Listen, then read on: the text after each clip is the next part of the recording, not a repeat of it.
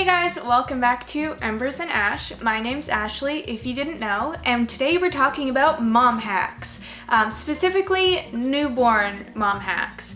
So I have had a baby for 2 and something months now, and there's a lot of things that I've learned that have made my life so much easier, and I want to share them with you guys. So if you're a new mom or a mom-to-be, sit down, relax, and learn all the things that I had to learn from experience. So the first tip that I have for you guys is about bathing. So you guys know that I don't own a baby bathtub, and you're probably wondering how I bathe my baby. It's taken some trial and error to figure out how I wash Rook. Initially, Josh and I would do it together. One of us would hold Rook, the other would scrub down. That was for just before the umbilical cord fell off. And then I would try laying Rook in the sink with a towel down, and he didn't really fit. So that didn't work out very well. And now I've figured it out, and it's such a great time for both Rook and I because often Josh is at work when I'm trying to bathe Rook, so it's a one-man show. All I do is I take a it's like a bathroom hand towel that we don't use anymore. I lay that down in the tub, and then I take a dish towel from the kitchen, fold it up into 4s, and then just for fun, I take this other towel and throw it on top. And that is the headrest for Rook. So the headrest is the folded up towels, and the body cushion is the long hand towel. So I just lay that down in the bathtub, fill the bath up about 2 inches or so. So the towels are there to make it soft on his head, and also to elevate his head off the bottom of the bathtub floor so that if he turns his head from side to side, he won't be taking in water. And it's just a really easy, fun time. I also have a couple little baby washcloths that I'll throw on Rook to keep him warm while I'm bathing him, and it's just so easy, and all those towels just go straight into the wash when I'm done, and I don't need a bathtub. It's fantastic.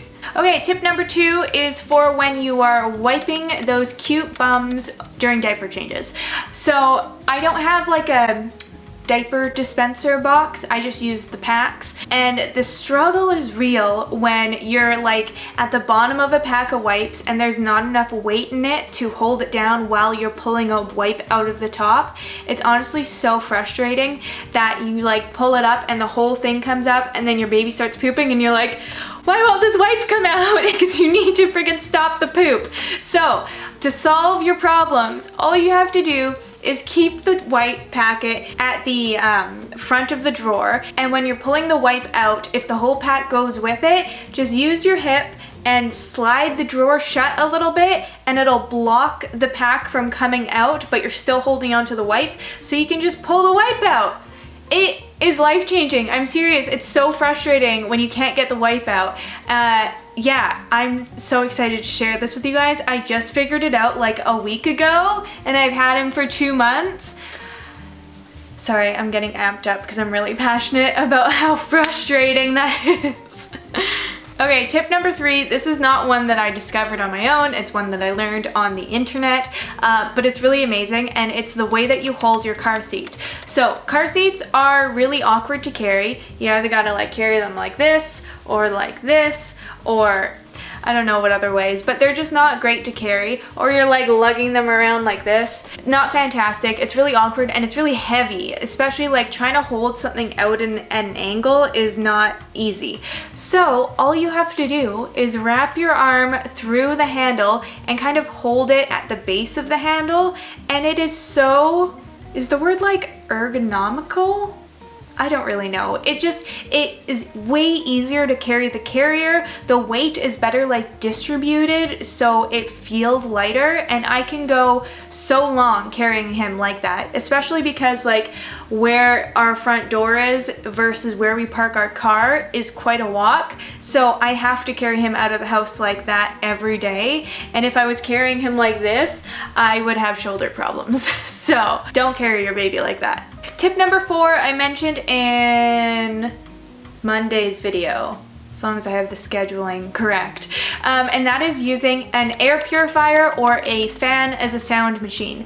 So we don't really use a sound machine for our baby, but for nighttime sleep, we like to have something going in the bedroom just to muffle the noise that we're making in the living room because our house is so small. We don't want to wake him.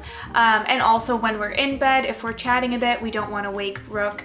So in the summer, we used a fan, and in the fall, I guess right now, we're using an air purifier because of the smoke in the air. And it's just quiet, but it's enough to muffle any noises, and you don't have to buy an extra item for your baby. So, and it's also like a good sleep cue that like, hey, it's nighttime sleep now because the fan's going, you know? Tip number 5 is for when your baby gets baby bum rash. And you need to use bum rash cream. So I have Desitin, I think it is. And I've only used it a couple times on his butt, but I've also used it under his like neck rolls when they get raw skin from moisture getting in there and then it doesn't dry out. It can be quite uncomfortable for them. And the problem is when you put diaper rash cream on, it's a kind of substance that's made to stay, right?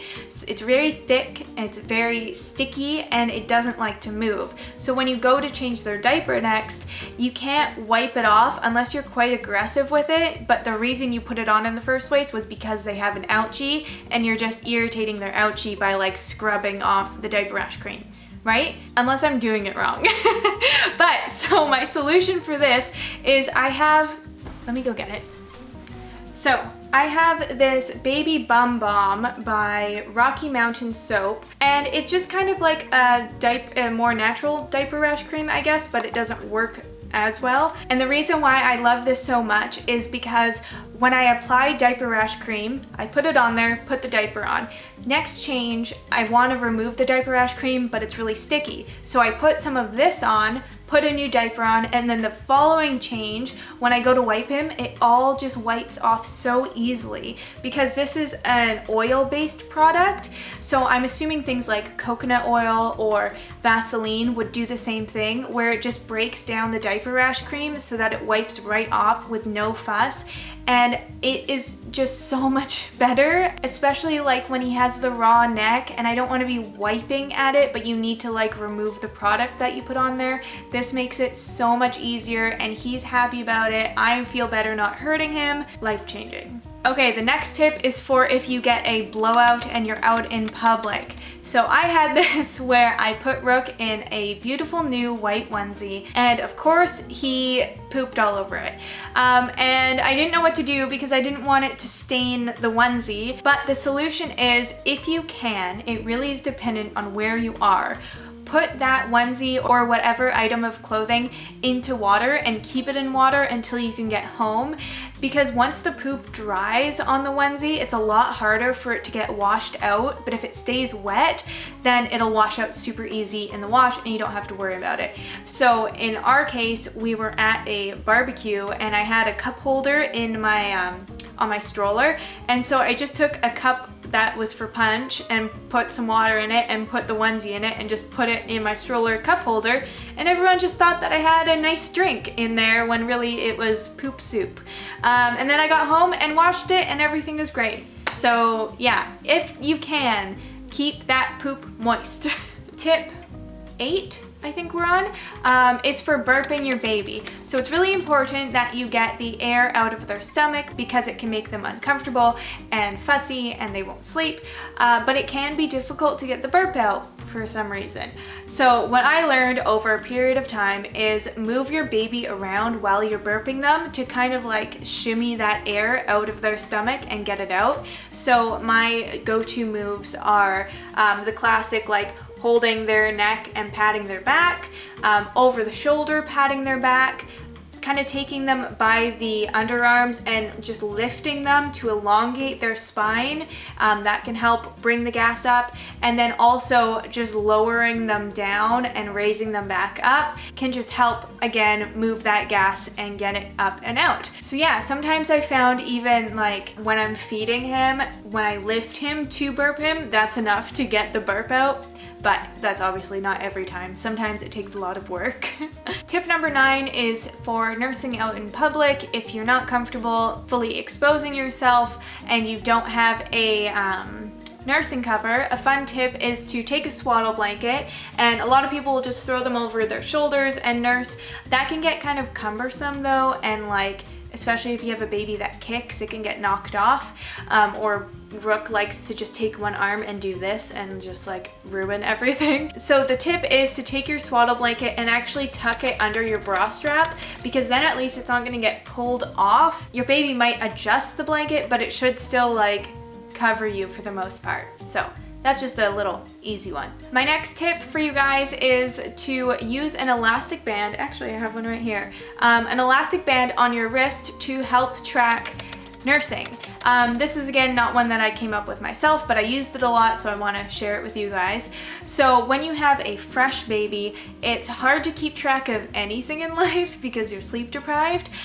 Specifically, it's hard to keep track of which boob you fed on last. You want to feed evenly so that they both produce evenly and you don't get uneven boobs as well. So the trick is, if I just fed Rook on my right side, then I'll take the elastic band and put it on my left wrist so that I know at next feeding that I need to feed on the left side. And that's it. You just keep alternating it back and forth. It's really easy. You don't have to use a phone app. You don't have to worry about bringing something around with you. It's just like right there on your wrist, and it's a no-brainer. And my last tip for you guys is the unforgettable boy peeing problems. Is that a way of phrasing that?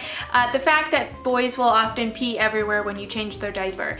They have those little like pee-pee, TP things. I don't own any. I heard they don't work that well because they just get knocked over as your baby moves. I've heard tips of like wiping a cloth on their lower belly before taking the diaper off to encourage them to pee before you take the diaper off. Other things like having another diaper underneath while you're wiping them, so that if they start peeing, you can just flip it up. I found that that doesn't work at all, because like, how are you supposed to wipe their bum and keep a diaper under at the same time? Doesn't work. So my tip is just to take a wipe and flop it on their, what can I say and not get demonetized? Because like, you know how like you want to use proper terminology for the anatomy, but I also don't want to get demonetized. You put a wipe on their peeing orifice, and then so if they do start peeing, it won't spray onto you, it'll just go down and go onto the change pad. Now, if you have a fabric change pad, this might not work as well, because obviously then you have to change your change pad cover, but I have a wipeable one, so if he starts peeing, I just wipe it up and move on. And the wipe doesn't really move because it is quite large, and it just works for me.